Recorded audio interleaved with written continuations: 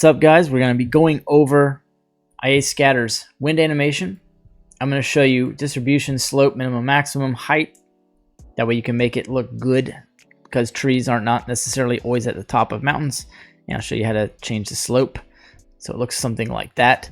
Now we'll go over wind speed. We'll export some of these properties. You can align to normal, very cool thing. Be able to pause the wind from the outside of the add-on. You don't have to go back in, so you can technically close this up at some point and then change certain things like your wind scale and different things. You can turn this on and off to do investigations, and you can output any number of properties that you see fit.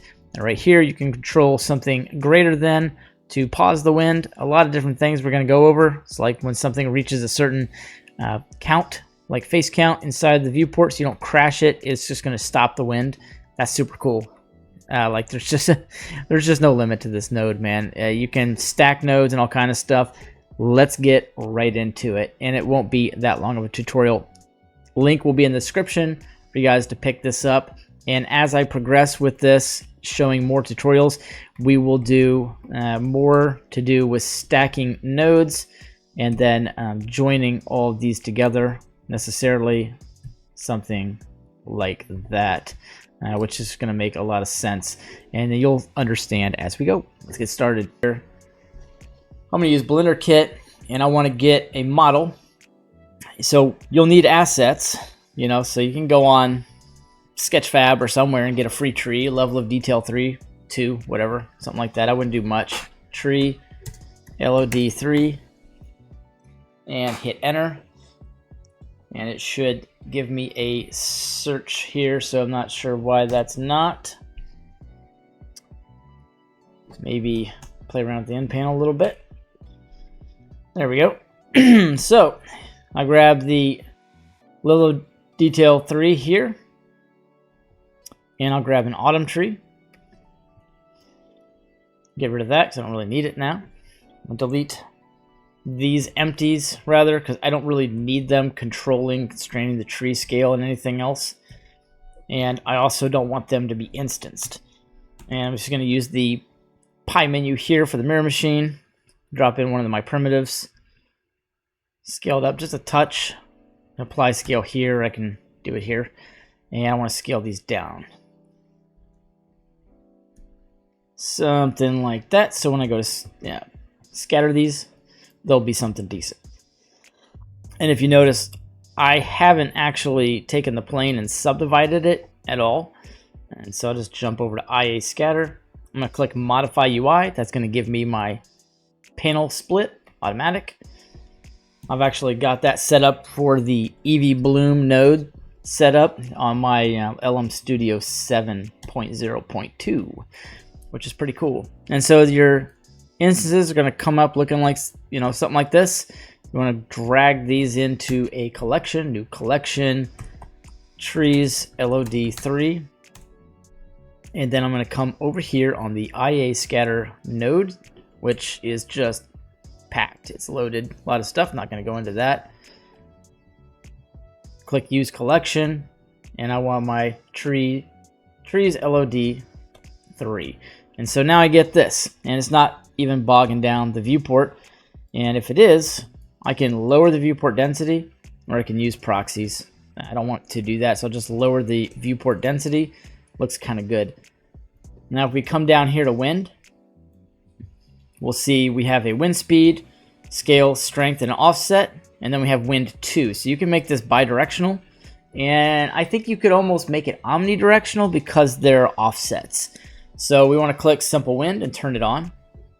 And just for the fun of it, just to kind of pack this with a little bit more information, we can throw a camera in and grab this, grab my node group. I want to pin my node group so I can grab the camera.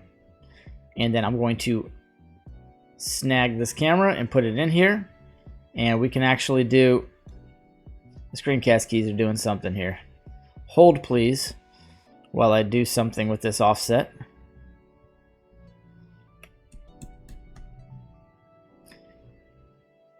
There we go. Just got to get it to recognize the correct screen.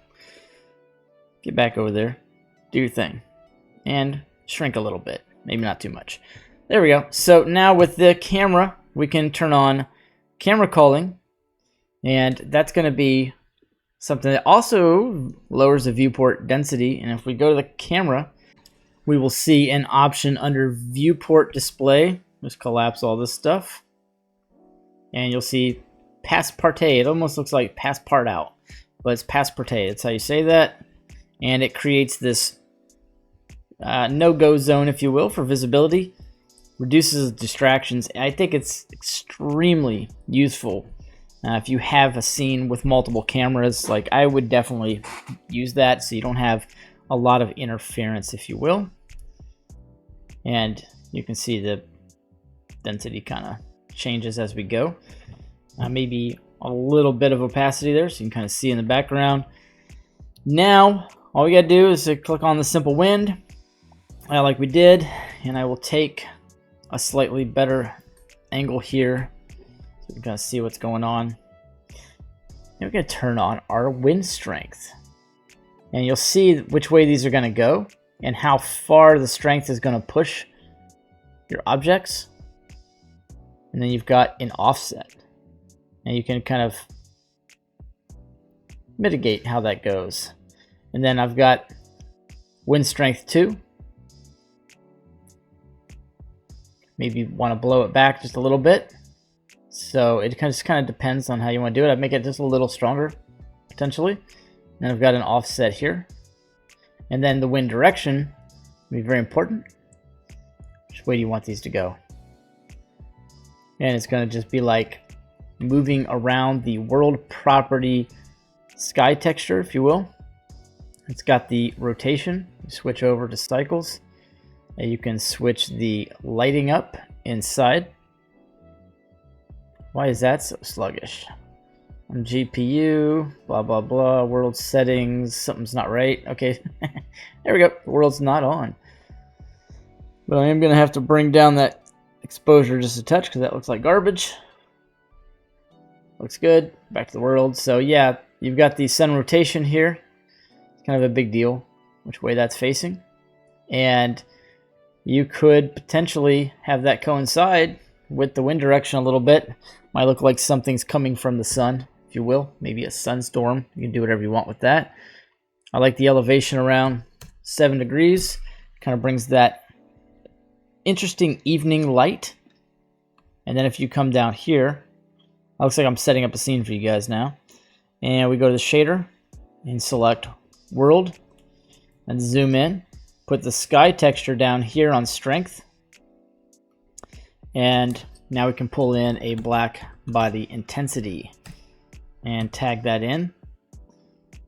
Put it to whatever you want. I think 10,000 will be kind of a nice sky color. You can put 20,000 in if you want to be way above that noonday. I don't know, like 5,500. Some like early morning look to it. Looks kind of nice. And now we can jump back over here. And you'll need a timeline. So make sure you've got a timeline up. And then you can just hit play. And now if we go back, you got this stuff going on. And it's moving a little fast. A little too fast for me. So let's bring it down. I'm going to bring these offsets to 0. And I want to bring the wind strength down just a touch. Because it's awfully constrained, if you will. So if I just kind of bring this back just a little bit, going to get some of that. And then the wind direction, let's go back to 0. Kind of move these around again.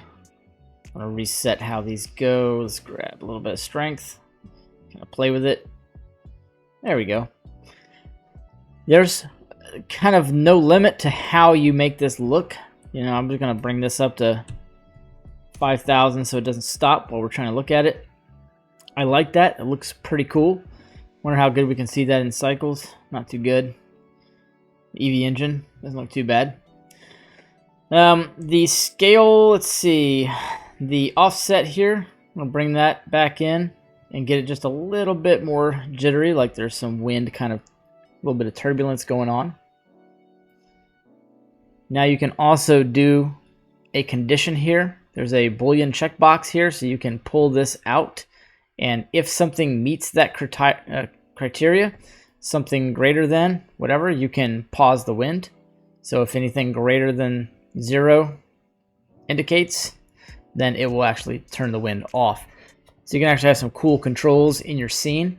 Maybe if your memory is like whatever, you got a face count that exceeds a certain thing, then you can throw this in and it will turn off if you exceed a face count or a number, you know, like your instances are too much. It's kind of a fun thing to do. Then you've got a scale control in here, which should be uniform random scale. So you can change how these look. And you'll have an overall scale. You can bring these up and down as well. All right, so here's the easy part. Let's go ahead and go to the geometry nodes tab here. I'll lock this workspace in too. And what I want to do is show you guys how to weight paint this. Super simple, very easy. I'm going to go in, and this weight map is already outputted for you. You just click right here and you'll be able to get the group, whatever that happens to be. And now this is going to be where you actually need to, let's see here. There should be a control on the node to just turn off all my objects. Yeah, there we go. So you can actually output all this stuff. If you want to turn it off, do that. You want to pause the wind, align to normal. You can just bring all these out. It's very, very powerful node group. Textures, scale, uniform, boom, there we go, pause wind. So I don't have to necessarily press pause over here, which I don't want to see a timeline zipping by, but I still can pause the wind. Looks good. You can align to normal, which is good, and then I can turn IA scatter on and off. Don't have to keep going into that giant node. So once you get some settings the way you want, you can do it like this. And then, of course, if by chance you want this wind scale, because this is your main wind scale, you want this float value outputted, just bring it out. There's pretty endless options. We haven't even started stacking these nodes yet. You can absolutely stack these and join geometry. That's another reason that there's a join here. So we could start stacking, you know, properties, and it gets extremely complex. And then you can build cities with isolated, you know, wind patterns or isolated scale factors, you know, whatever level of detail, all kind of cool stuff. Camera culling, you know, because some area just might be level of detail 0 because you want to show it. So super simple. Just go into face select, hit W, subdivide. You got an operator down here. You can bring up the number of cuts. It's always good to go like 10, 15 or so, something like that at least. I think 30 is decent. Maybe a little higher or lower depending on your system. Control tab will take you into weight paint. Take up a top view. You can grab your weight if you want it to be higher or lower. And let's go over that real quick because I need a gradient to show you guys. Where is that? Is this my gradient effect? Should be. Yeah, here's a gradient effect. This is really cool because you're not going to scatter on anything that's dark blue. That's basically 0. The light blue is going to be 1, and the green is going to be like 2. And then you're going to have 3 in the yellow. And then orange, which is like right here, you're going to have 4. And then over here, you'll have 5 for the most populated scatter, which would be a full 1. And I think we can turn all that off now. And if I don't want this effect, then I can just maybe hit F and bring my brush up a little bit, bring my weight to 0, or I can hit Control F and I can bring the intensity from 1 all the way to 0, and then just left click and place it. And I can make all that blue again. I just prefer, I like kind of hand painting stuff, whatever. May not. F to resize the brush. Control F, bring this all the way up to 1. And then I can populate this area. Pretty much. Maximize it. Say that's my forest. And then I can go over here to the group. And I don't have a vertex group assigned necessarily yet. But I don't actually need that. We're good with the shape. Excuse me, with the group the way it is. Let's bring this back out. And now I want to focus in right here. And I want to use weight for distribution. Now this can be inverted.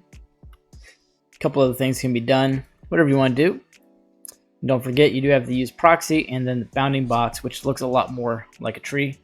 But this is level of detail 3, so that's why I chose that. Now, cool thing, if you wanted to come in here, since we've subdivided this, and press O to turn on your proportional editing, and we could hit G and Z, and see, we can focus this in, and it's going to bring up our geo for us a little bit. Don't have anything protruding. It's pretty cool. Well, that's why I like this add-on so much. Shade this bad boy smooth. And now I want to paint this a touch more. And I want to turn up the density. Let's see, do I have the lower viewport density? I don't, so I can turn this up. I'm only at 0.5, no big deal. And let's get a little bit of a better idea here of what's going on. There we go. We're back into object. I want to kind of play around with this a touch, and you'll get the slope minimum maximum as a general rule here. You've got it set from -1 to 1 and 0 to 1 for your height and for your slope. So if you come in here and start playing with this, you can kind of keep things down around, keep your mountain clear, if you will.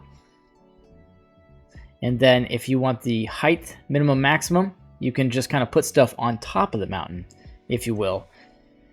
And then if you were to stack one of these and add some other detail, you could have it around the bottom. So it's kind of like the idea of stacking things. And you could have some trees or some buildings or something at the bottom. And this doesn't make as much sense to me, obviously, as bringing the slope down, because the top of your mountain's not necessarily going to have trees on it, but the bottom and the sides and the hills would. So that kind of makes more sense. Then you can use textures and all kind of things. I'm not going to go into everything. I want this to be a shorter tutorial, a little bit shorter, and then just give you guys a general rule of thumb of what you can do. And don't forget, you've got your GeoNodes area here where you can turn your animation back on, and then have your wind scale as something you can adjust to a very small amount of wind. And that's about it. Appreciate you guys watching. Have a great day, and I'll see y'all in the next one.